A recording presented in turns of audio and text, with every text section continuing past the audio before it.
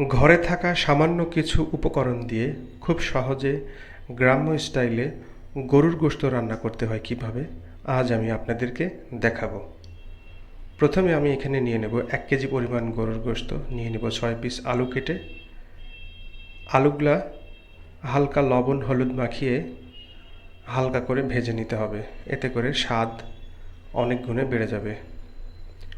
দেখতে পাচ্ছেন আমাদের আলু ভাজি হয়ে গেছে। ভাজি করা আলুগুলো একটা পাত্রে নামিয়ে রাখব। এই পর্যায়ে গরম তেলে দিয়ে দিব তেজপাতা 2 পিস, দিয়ে দিব লবঙ্গ 2 পিস 3 পিস, দিয়ে দিব পরিমাণ মতো পেঁয়াজ কুচি। আমরা খাঁটি সরিষার তেল দিয়ে রান্না করি, সে কারণে একটু ফেনা হতে পারে। এ পর্যায়ে দিয়ে দিব রসুন বাটা 1 চামচ, মশলা বাটা 1 চামচ। ভালোভাবে মশলাটা একটু নাড়াচাড়া করে নিতে হবে। এ পর্যায়ে আমরা দিয়ে দিব লাল মরিচ বাটা 1 চামচ, লবণ দিয়ে দিব 1 চামচ, হলুদের গুঁড়া দিয়ে দেব 1 চামচ। মশলাটা এ পর্যায়ে ভালোভাবে একটু মিশিয়ে নিব। মশলার মিশ্রণটা যত ভালো হবে স্বাদ তত ভালো হবে।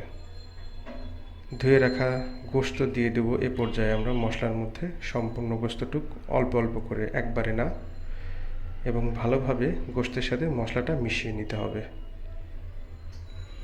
দেখতে পাচ্ছেন ভালোভাবে মিশিয়ে নিচ্ছি এবং এ পর্যায়ে আমরা 5 মিনিটের জন্য ঢেকে দেব। 5 মিনিট পর আমরা ঢাকনাটা উঠিয়ে নিলাম। দেখতে পাচ্ছেন আমাদের গোশত থেকে পানি একবারে ছেড়ে দিয়েছে। কড়াইতে যাতে লেগে না যায় সেদিকে খেয়াল রাখতে হবে, এবং গরম পানি দিয়ে দিলাম আমি 1 কাপ পরিমাণ।